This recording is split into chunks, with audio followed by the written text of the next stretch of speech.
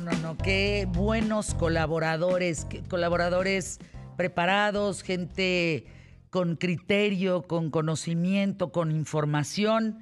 Eh, Agradezco enormemente a todos aquellos colaboradores de ¿Qué tal, Fernanda? Y te incluyo, evidentemente, mi querido Andrés Oppenheimer. Las elecciones anoche en tu país, cuéntanos, ¿cómo lo viste? Hola, Fer. Mira, yo creo que es muy interesante, incluso han sido seguidas muy de cerca por muchos amigos mexicanos, porque como tú sabes, hay una gran afinidad política entre los actuales gobiernos de México y Argentina. Incluso comparten muchas de sus políticas exteriores, especialmente en América Latina, forman parte del Grupo de Puebla. Son gobiernos democráticamente electos, Ujú. de izquierda, o nacionalistas de izquierda, si quieres. Y bueno, como te decía, colaboran mucho en muchos aspectos, sobre todo en lo que hace a política exterior. Y la gran sorpresa ayer, Fernanda, es que el gobierno de Argentina recibió una paliza. Una paliza. No, Una paliza inesperada, porque qué nadie bárbaro. esperaba, se esperaba un resultado más o menos parejo. En estas elecciones, que hay que aclarar, eran elecciones primarias. Las elecciones legislativas van a tener lugar el 14 de noviembre y van a ser muy importantes porque ahí se va a definir, un poco como ocurrió en México hace poco, se va a definir si el gobierno va a tener una mayoría en el Congreso para poder imponer sus leyes, para poder aprobar una reforma judicial que es importantísima para este gobierno porque quieren sacarse encima los juicios contra la poderosísima vicepresidenta Cristina Fernández de Kirchner. Entonces, estas elecciones de ayer, Fernanda, como te decía, eran primarias, pero históricamente, en las primarias de Argentina está casi predeterminado quién va a ganar en las meras, en las verdaderas. ¿Por qué? Porque si tú sumas todos los votos que recibió cada una de las coaliciones, la coalición de gobierno y la coalición opositora, más o menos te das una idea de cómo van a votar en 2 meses. Y hasta ahora, en los últimos años que se han hecho estas primarias, de hace ya casi una década, siempre más o menos el resultado final fue el mismo de las primarias, sumando a todos los candidatos de la misma coalición. Y el gobierno perdió hasta en los bastiones del kirchnerismo. En la provincia de Santa Cruz, por ejemplo, que es de donde viene la familia Kirchner, perdieron. Eso era No, inimaginable hasta ayer. aplastante Aplastante, derrota, sí. aplastante, aplastante. Yo estaba Fuera el transmitiendo. comunismo, el socialismo, ¿no? Increíble, ¿dónde Yo estabas? estuve, anoche estuve conduciendo la primera parte de los resultados electorales cuando salieron para CNN y cuando anunciamos los resultados ni yo podía creerlo, porque nadie esperaba esto. ¿Por qué pasó? Bueno, fue un resultado de varios factores, un poco lo mismo de México, un poco lo mismo de todas partes. Enojo por el mal manejo de la pandemia. En Argentina hubo un escándalo, Fernanda, porque hubo una encerrona mucho mayor que la de México. Durante meses y meses los argentinos no pudieron salir de sus hogares, había una cuarentena estricta.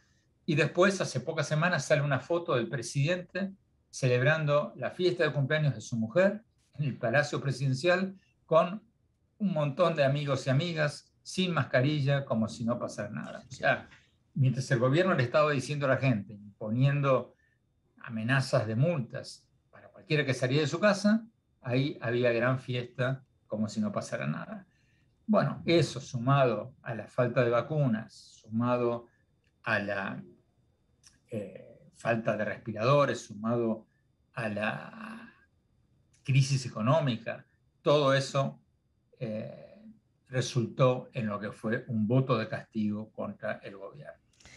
Pues que se agarren, ¿no? Los que se sienten eternos, porque ya ves que no. Ahora, me encantó leerte hoy, mi querido Andrés, porque siempre sacas unos términos que digo, qué hombre más brillante. Tú sabes que los politólogos han estado hablando desde hace pues casi una década de esto que se llama o han llamado ellos recesión democrática. Y tú le das un giro de 180 grados interesantísimo hoy a través de tu columna y dices, no, qué recesión democrática, ni qué 8 cuartos. Esto es una depresión democrática y no solo en Argentina. Esto es en toda América Latina. A ver, cuéntanos ese término.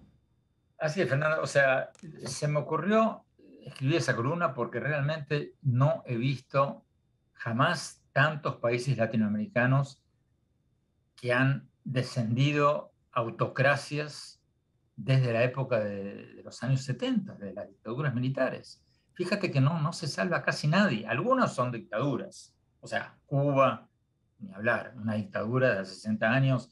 Esto no es un juicio de valor. O sea, Cuba es un país que por ley no permite partidos políticos independientes, no permite una prensa libre, no permite elecciones libres, etcétera, etcétera. A eso se han sumado Venezuela y Nicaragua, al punto de que en Nicaragua, por ejemplo, hoy no hay ningún candidato opositor para las elecciones de noviembre porque están todos presos.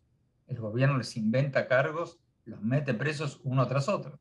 Bueno, esa troika de país de dictaduras ya existía, pero ahora se están sumando todo tipo de gobiernos. En El Salvador, el presidente está tratando de acaparar poderes, interfiriendo con el poder judicial. En Brasil, la semana pasada, el presidente Jair Bolsonaro, de extrema derecha, quiso hacer un poco lo de Trump. Dijo, no voy a reconocer una derrota, palabras más, palabras menos, en las elecciones del año que viene. Dijo, nunca voy a... esto es textual de él. La única forma en que puedo perder es mediante mi arresto, mi muerte o mi victoria. Y después agregó, y no voy a ser arrestado. O sea, no voy a aceptar un resultado adverso. O sea, prácticamente estaba anunciando un golpe de Estado. Bueno, al día siguiente se retractó un poco porque toda la prensa se le vino encima, pero el hecho es que Bolsonaro está arremetiendo contra los jueces, contra los periodistas, un poco siguiendo el mismo libreto de Trump. Bueno, lo vimos en México. Un presidente democráticamente electo también trató de extender, ¿te acuerdas? Hace unos meses el lapso del mandato del presidente de la Suprema Corte. Lo estamos viendo en todos los países democráticos en que los presidentes están tratando de acaparar poderes judiciales que constitucionalmente no les corresponde. Lo vemos, como decíamos recién, en Argentina, lo vemos en Perú, donde el presidente Pedro Castillo quiere hacer una asamblea constituyente a la manera de Chávez, presuntamente cambiar todo para quizás poder reelegirse indefinidamente. En suma, Fernanda, estamos viendo una depresión democrática en toda América Latina. Y si tú me preguntas por qué, bueno, un motivo obvio es la recesión económica. O sea, cuando las cosas van mal, la gente vota en contra de los gobiernos, la gente está enojada y algunos culpan la democracia. Pero termino con esto.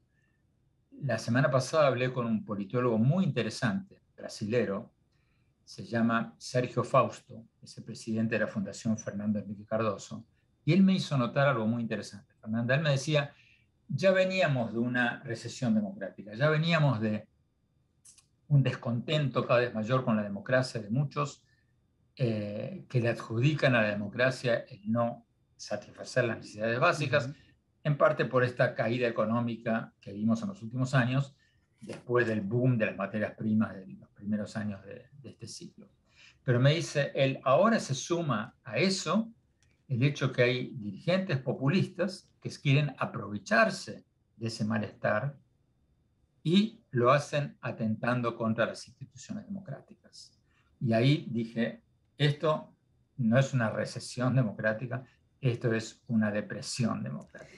El término es perfecto, porque fíjate cómo politólogos han hablado durante la reciente década de recesión democrática.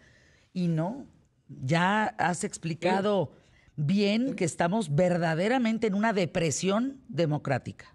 Es una depresión porque hasta los países más democráticos, incluyo México, incluyo Brasil, los más grandes de América Latina, están cediendo un poco a tentaciones que no se encuadran dentro de sus constituciones.